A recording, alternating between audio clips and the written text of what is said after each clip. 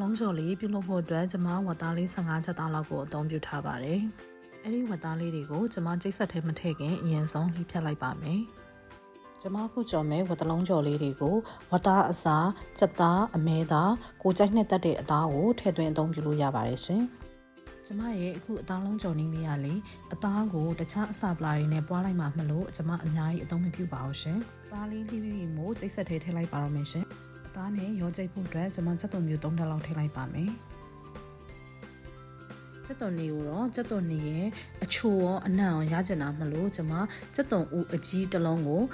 ခက်ကြမ်းကြမ်းစိတ်ပြီးထည့်လိုက်ပါတယ်ရှင်အမှုန့်လေးကိုတော့လက်ဖက်စွန်းတစ်ဝက်လောက်ထည့်လိုက်ပါတယ်ရှင်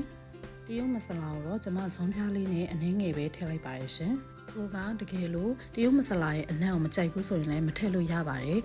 ဒါကတော့မပါမဖြစ်မဟုတ်ပါဘူးရှင်။ကြားတော့လက်ဖက်ရည်စွန်းနဲ့တစွန်းထည့်လိုက်ပါတယ်။ကဲပြီးကိုကတကြားကြိုမစားဘူးဆိုရင်လည်းမထည့်လို့ရပါတယ်ရှင်။စတောင်းမှုတ်ကိုတော့လက်ဖက်ရည်စွန်းနဲ့တစွန်းအပြည့်ထည့်လိုက်ပါတယ်။စားလေးကိုတော့လက်ဖက်ရည်စွန်းတစ်ဝက်လောက်ထည့်လိုက်ပါတယ်။ပြောင်းပေါ်မှုကိုတော့ထမင်းစားစွန်းတစွန်းစာထည့်လိုက်ပါတယ်။ဂျုံမှုကိုတော့ထမင်းစားစွန်းမောက်မောက်တစွန်းထည့်လိုက်ပါတယ်။မြေကောင်းလေးကိုတော့လက်ဖက်ရည်စွန်းနဲ့တစ်ဝက်လောက်ထည့်လိုက်ပါတယ်။ဥနီတေးသေးလေးတွေလှီးထားတာထည့်လိုက်ပါတယ်ရှင်။အခုကျမကြော်မယ်ဝတ်တလုံးကျော်လေးရဲ့အဓိကဇက်ဆောင်လေးကတော့ဒီဂေါ်ဘီလေးပေါ့နော်။ဂေါ်ဘီလေးကိုဒီတရုတ်ထမင်းမကန်လုံးတစ်လုံးစာထည့်လိုက်ပါမယ်ရှင်။ချက်တော်မယ်အယိုးလေး4 5 6 6လောက်လှီးဖြတ်ထားတာလေးကိုထည့်လိုက်ပါမယ်ရှင်။ဒါကတော့တရုတ်နန်းနန်းရဲ့အယိုးလေးပါ။အကယ်၍ကိုရှိမှတရုတ်နန်းနန်းမရှိဘူး။အကယ်၍ကိုကမချိုက်ဘူးဆိုရင်လည်းမထည့်လို့ရပါတယ်။ကျမကတော့ဒီတရုတ်နန်းနန်းလေးထဲမှာဒီအသားလုံးလေးတွေကပိုပြီးမှုေးတယ်လို့ထင်လို့ပေါ့နော်။ဒီတရုတ်နန်းနန်းလေးကိုထည့်လိုက်ပါတယ်။ကျမတို့ရှိမှတရုတ်နန်းနန်းကဒီလိုအယိုးကြီးပဲရှိလို့အယိုးကြီးပဲထည့်လိုက်ပါတယ်ရှင်။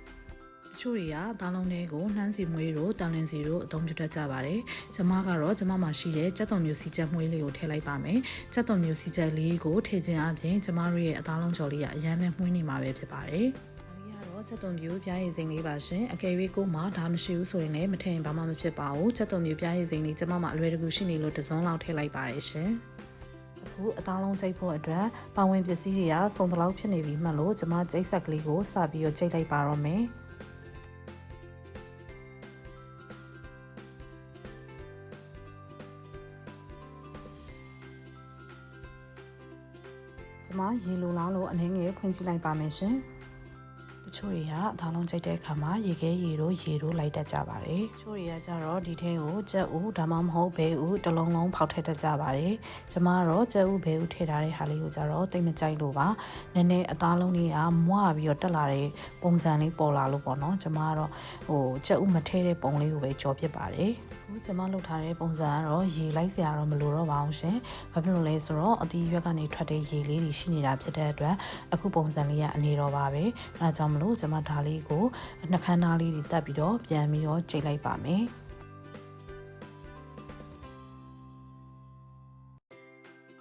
အသားလုံးလေးတွေကျော်ဖို့အတွက်အသားကျိတ်ထားတာလေးကအစင်းသင်းဖြစ်နေပြီပေါ့နော်ဒီထဲကိုထည့်ထားတဲ့အချိုငံလေးတွေကိုကိုကပြင်ကျင်နေဆိုရင်လည်းအခုတွေကမြည်ပြီးတော့ပြန်ပြင်လို့ရပါတယ်ဒါပေမဲ့ကျမကအခုထည့်ထားတဲ့အချိုငံလေးတွေကကွက်တီပဲမလို့ကျမကတော့မပြင်တော့ပါဘူးရှင်တခါတည်းဒါလေးကိုကျော်လိုက်ပါတော့မယ်ကျမဒေအိုးလေးတွေကိုစီထည့်လိုက်ပါမယ်အသားလုံးတွေကစီများများနဲ့ကြောမှာဖြစ်တဲ့အတွက်စီကိုမနှဲမများလေးထည့်လိုက်ပါမယ်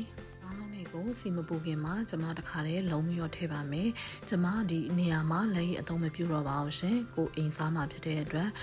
အသားလုံးတွေကလုံးရတာလေလက်ကလက်အိနဲ့ဆိုရင်နည်းနည်းချော်နေရမလို့လေကျမလက်နဲ့ပဲအသုံးပြုပြီးတော့လုံးလိုက်ပါတယ်အသားလုံးလေးတွေကိုပြောင်းမှုရှင်ပြောင်းမှုထည့်ပြီးကြောရင်လည်းပိုပြီးစားလို့ကောင်းပါတယ်အကယ်၍ကုံမှုန့်ဂျုံမှုန့်မထည့်ချင်ဘူးဆိုရင်လည်းကို့မှာရှိတဲ့တမ်မူရာမှုန့်တို့ရွှေလိပ်ပြာတို့ယူရီးယားမယ်တို့အဲ့အမှုန့်လေးထည့်ကြောရင်လည်းကြော်လို့ရပါတယ်အခုအသားလုံးလေးတွေရနေပြီမလို့ကျမစကားနဲ့စီစစ်လိုက်ပါတော့မယ်အခုကျမရဲ့အသားလုံးကျော်လေးတွေကရရှိနေပါပြီဒီဟာလေးတွေကိုကလေးတွေကိုပဲကျွေးလူကြီးကိုပဲကျွေးအရန်ကြိုက်နဲ့တက်မဲ့အသားလုံးကျော်နည်းလေးပါရှင်ကျမရဲ့အသားလုံးကျော်နည်းလေးကိုလိုက်ပြီးတော့ကြော်စားကြည့်ကြပါအောင်ရှင်ကျမရဲ့ဗီဒီယိုဖိုင်လေးတွေကိုကြိုက်နဲ့တက်တယ်ဆိုရင်လည်းကျမရဲ့ဗီဒီယိုဖိုင်လေးတွေကို like share subscribe ပြုလုပ်ပြီးတော့အားပေးသွားကြပါအောင်ရှင်အားလုံးကိုကြည့်ရှုတဲ့အတွက်လည်းကျေးဇူးအများကြီးတင်ပါတယ်မိသားစုတွေအားလုံးကျန်းမာပျော်ရွှင်ကြပါစေရှင်